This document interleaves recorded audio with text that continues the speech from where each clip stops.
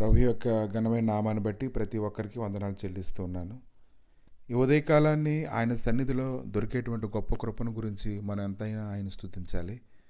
ఆయన సన్నిధిలో కనిపెట్టుకొని ఉండాలి.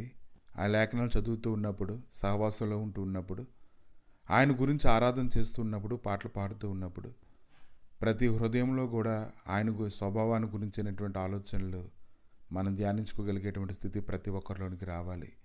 ఏ మనుషుడు తన ఆలోచనల్ని తన స్వాధీనంలో ఉంచుకోలేడు, కానీ దేవుని యొక్క వాక్యాన్ని ధ్యానించడం ద్వారా ప్రభు అయితే ఎన్నో గొప్ప కార్యాలు మనం చూడగలిగేలాగా అటువంటి ప్రత్యక్షతను ఇవ్వడానికి ఆయన శక్తిమంతుడే ఉన్నాడు.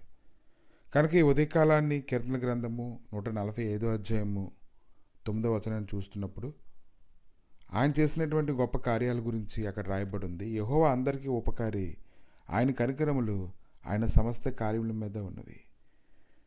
కనుక ఈరోజు ప్రతి ఒక్కరి జీవితంలో ఈ సంవత్సరంలో ఈ చివరిలో కానీ మనం జ్ఞాపకం చేసుకున్నట్లయితే ఎంతోమందికి ఆయన గర్భఫలం దయచేశాడు. ఎంతోమంది ఏమీ లేనప్పుడు వారి చేతి పనులను దేవుడు దీవించాడు. ఇంకా అనారోగ్యాల నుంచి, బలహీనతల నుంచి తప్పించాడు.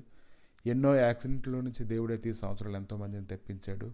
పిల్లలు చక్కగా చదువుకోవడానికి దేవుడు కృప చేశాడు. వారికి కావాల్సిన సమస్తము పొందుకొనగలిగేలాగా, యవనస్తులు కూడా వాక్యంలో కుదురుబాటు కలిగేలాగా ఉండడానికి అనేక స్థలాల్లో ప్రతి సమయంలో కూడా ఆయన సహాయాన్ని అందించడాన్ని మనం చూస్తూ ఉన్నాం.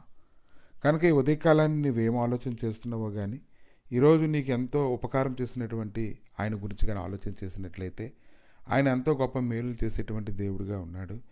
కనుక ఇదేనా ప్రాముఖ్యమైనటువంటి వ్యక్తి ఎవరైనా మన జీవితంలో ఏదైనా ఉన్నారంటే అది ప్రభువు మాత్రమే. ఆయన మాత్రమే మన జీవితంలో మనకు తోడుగా ఉండి అన్ని విషయాలు నడిపిస్తూ ఉన్నాడు. ఇంకా మత్తయి సువార్త 5:45 వచనంలో ఆయన చెడ్డవారి మీదను మంచివారి మీదను తన సూర్యుని ఉదయింపజేసి నీతిమంతుల మీదను అనీతిమంతుల మీదను వర్షం కురిపిస్తూ ఉన్నాడు. కాబట్టి ఇంకా ఆకాశం నుంచి వర్షమును ఫలవంతులను ఋతువులను దయచేయచ్చు, ఆహారం అనుగ్రహించచ్చు, ఉల్లాసంతో మీ హృదయములను నింపుచు మేలు చేశాడని మనం చెప్పగలం. అపోస్తల కార్యాలు 14వ అధ్యాయము 17వ వచనం.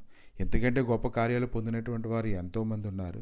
వారందరి గురించి ఈరోజు చెప్పాలంటే ఎన్నో గొప్ప గొప్ప సాక్ష్యాలు ప్రతి ఒక్కరి హృదయంలో కూడా ఉన్నాయి.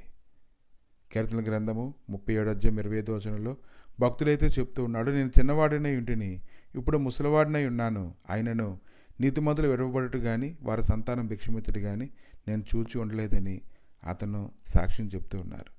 కనుక ఈ దినాన అన్ని విషయాల్లో కూడా ప్రభు కార్యం జరిగిస్తూ ఉన్నారు. చేసేటువంటి ప్రతి ప్రార్థన ఆయన ఆలకిస్తూ ఉన్నారు. కనుక ఈరోజు మనం ఏం చెప్పినా సరే మన మాట వినే వ్యక్తిగా ఆయన ఉన్నారు. అబ్రహాము లోతు గురించి ప్రార్థన చేసినప్పుడు, అలాగే ప్రభు పేతురు గురించి ప్రార్థన చేసినప్పుడు, అలాగే అపోస్తలులు అందరూ కూడా ప్రార్థన చేస్తూ ఉన్నప్పుడు ఎన్నోసార్లు ఆయన తన ఉద్దేశాలన్నింటినీ మార్చుకొని ఎన్నో గొప్ప కార్యాలు చేయడాన్ని మనం చూస్తూ ఉన్నాము. కనుక ఈ దినాన్ని ఎంతో ప్రార్థన అనేది జరుగుతూ ఉంది.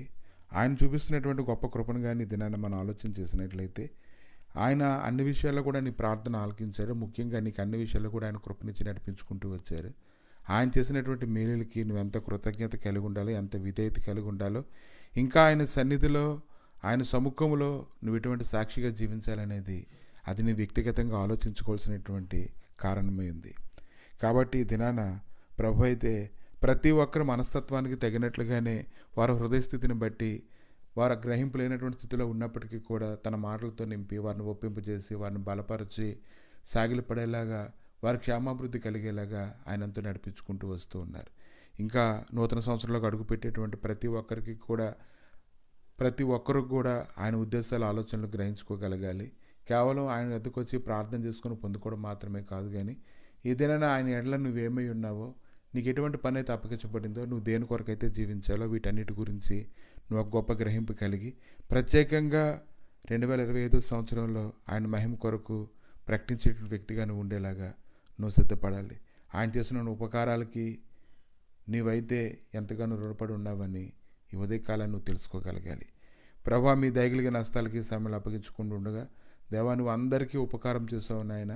ప్రతి ఒక్కరు మనస్తత్వాలు అందరిని బట్టి నువ్వు చూసావు తండ్రి. ప్రతి ఒక్కరికి లేదనకుండా కాదనకుండా ఆయా సమయంలో నైనా కన్నీరు కార్చినప్పుడు నువ్వు ఎన్నో గొప్ప కార్యాలు జరిగించావు తండ్రి. నైనా నీ ఉద్దేశంలో గొప్పవి ప్రభా. నేను ఈ 2025 సంవత్సరంలో అడుగు పెడుతూ ఉన్నప్పుడు అనేక మంది తండ్రి తమ అవసరతలను బట్టి కాక నీ ఉద్దేశములను బట్టి నాయన జీవించుటకు తండ్రి ప్రతి ఒక్కరికి కృప దయచేయండి. నీ సమాధానకరమైన సన్నిధి ప్రతి ఒక్కరిలో ఉంచి నైనా ప్రతి పాత్రను ప్రభాని మహిమతో నింపి నడిపించి బలపరచమని, కృప చూపించమని, మహిమ పొందమని యేసుక్రీస్తు నామములు అడిగి వేడుకుంటున్నాము తండ్రి. ఆమేన్.